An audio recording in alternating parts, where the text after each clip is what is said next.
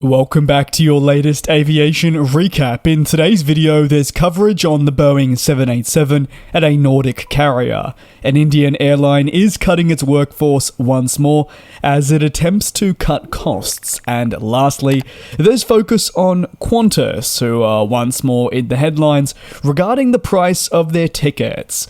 Let's begin with 787 news. Norse Atlantic Airways is extending the sublease of some Dreamliners to improve its revenue streams amid a wary outlook for capacity in the future. A total of 4 Boeing 787 Dreamliners have had their subleases extended. However, the length of this extension varies depending on the actual variant type.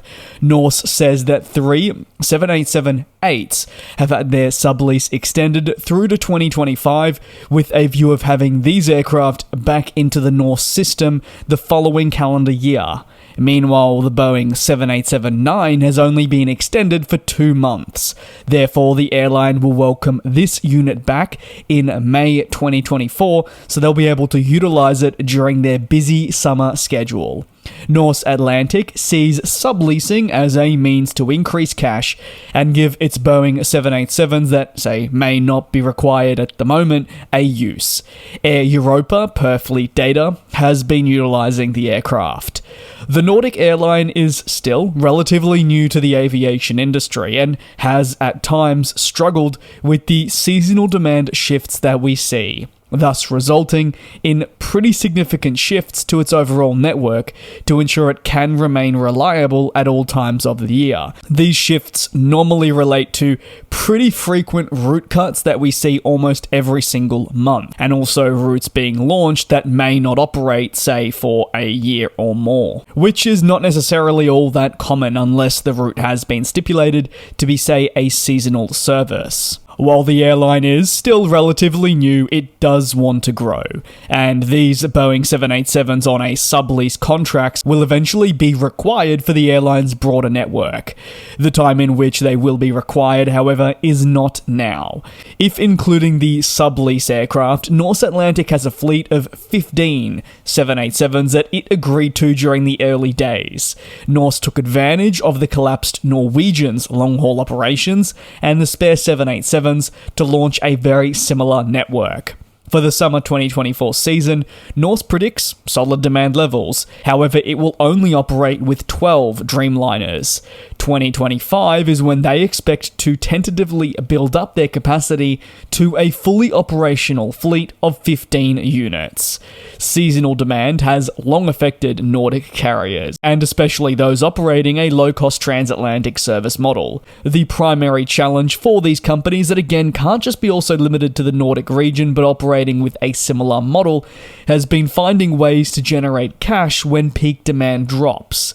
Fleet data indicates Norse actually only has 4 787s in service at the moment, and further network data highlights the airline is only operating 59 flights in February, with 5 destinations offered. Typically, the airline reduces its network during the winter months to limit losses and prepare for the busy summer months ahead.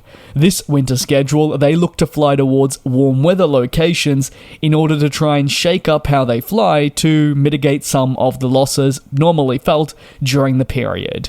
Next, we move to Australia, with flag carrier Qantas strongly denying the allegations, saying that it has been price gouging customers following an ongoing investigation launched by the ACCC. A price hike in the months before 2023 was deemed as unnecessary and resulted in family separation, among other hardships that again just were not required. Additionally, such a hike is directly attributed to why the overall holiday and tourism industry saw prices rise, with inflation moving to out-of-control levels. The Qantas Group, which also includes low-cost unit Jetstar, has always denied claims that it sought to make its customer base suffer with higher prices. Meanwhile, it has also always been firmly in favour of trying to offer the best price fares possible.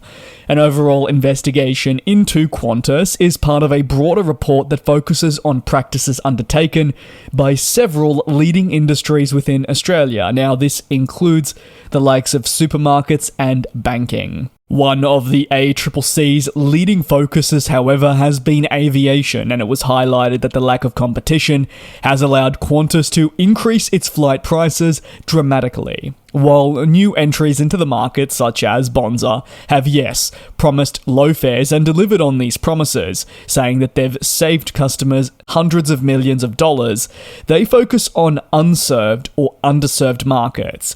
That means they are not deploying aircraft on routes such as Melbourne to Sydney, Melbourne to Perth, Sydney to Brisbane, and so forth. That really has Qantas capturing a lot of the market share. Qantas has responded to the investigation by saying that the temporary spike in airfares came as the group looked to match up with reductions in capacity and to overall have better operational resilience for the long term. Qantas Group has been notably able to turn around its financial fortune in the years following the pandemic, and under new leadership, it is trying to rebuild following significant adverse media reports, and therefore a massive drop in trust from its customer base. Following Alan Joyce's departure, they know that this won't come overnight, but it is one of their biggest priorities. And the final story of today comes from the Economic Times, who say that SpiceJet will lay off around 1,400 employees, which cuts its workforce by around 15%. The company's decision to cut its workforce, which currently stands at 9,000, is to ensure that it can cut costs wherever possible and thus retain investors' interest. The Economic Times sources said that SpiceJet's salary bill has been scrutinised closely, and reducing it is absolutely essential. For the airline, however, a decision to cut the workforce always seemed inevitable, with the delaying of payments to employees for some time. Now, the Indian airline will look to make immediate changes to ensure stability for the long term. Specific job roles being cut were not provided by the company. However, this likely will not include pilots, but rather other departments, because ideally the airline does want to grow again. It doesn't want to continue giving up market share to emerging and also existing carriers ideally. It believes that if it did so, it would struggle to get it back in the future. The most recent downsizing continues a trend seen at the carrier in the ever-growing, but also very competitive Indian market. This is the latest decision in a turnaround plan, which should see around USD 12 million saved annually. And while their fleet now tallies around 36 active aircraft, it was once at over 100 units.